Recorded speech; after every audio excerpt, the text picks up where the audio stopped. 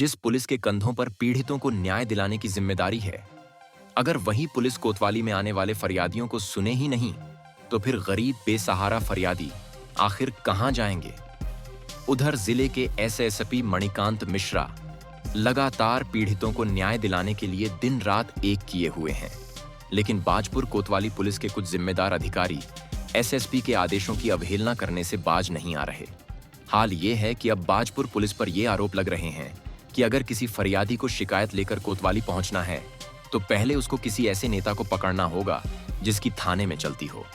हालांकि कोतवाल नरेश चौहान ने सख्त निर्देश दिए हैं कि कोतवाली में आने वाले हर फरियादी को सुना जाए, बावजूद उसके कोतवाल के आदेशों का पालन भी नहीं हो रहा।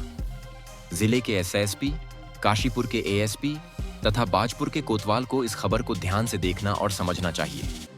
दरअसल बीती 9 नवंबर को ग्राम कनौरी निवासी मोहम्मद यूसुफ पुत्र कयूम अली की पत्नी शबीना अपनी 2 वर्ष की मासूम मन्नत, 5 वर्ष के मासूम अरहान तथा 8 वर्ष की मासूम पुत्री शामिया के साथ गांव के ही ई रिक्शा चालक वाजिद हुसैन के साथ मजरा बख्श जा रही थी।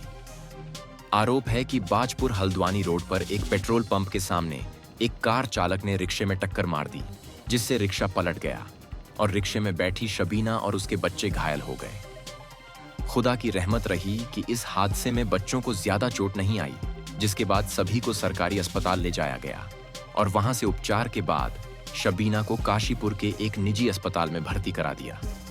अब पुलिस पर आरोप यह है कि शबीना का पति यूसुफ बीती 9 नवंबर से रोजाना कार वाले के खिलाफ शिकायत लेकर आ रहा है, लेकिन उसकी शिकायत तक नहीं ली जा रही है। यूसुफ का आरोप है कि कोतवाली में उसको बोला जा रहा है कि शिकायत रिक्शा चालक करेगा तो केस लिखा जाएगा, अन्यथा नहीं। ऐसे में यूसुफ ने परेशान होकर अब एसएसपी समेत अन्य अधिकारियों को शिकायत करने का मन बनाया है। वहीं ऐसे में अगर पीड़ितों की सुनवाई कोतवाली में पुलिस नहीं करेगी, तो फिर ये बेचारे किसके पास जाकर अपना दुखड़ा रोएंगे? उच्चाधिकारियों को इसका संज्ञान लेना चाहिए।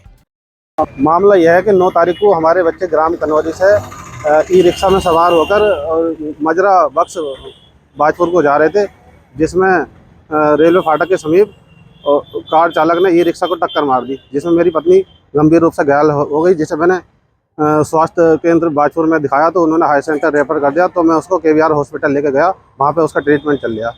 2 तारीख से लगातार रोज आ रही हूँ। आज इन्होंने ये कहा कि ई रिक्शा द्वारा एप्लीकेशन दी जाएगी, तब इस पर कुछ कार्रवाई की जाएगी। नहीं, अभी नहीं ली जा रही है।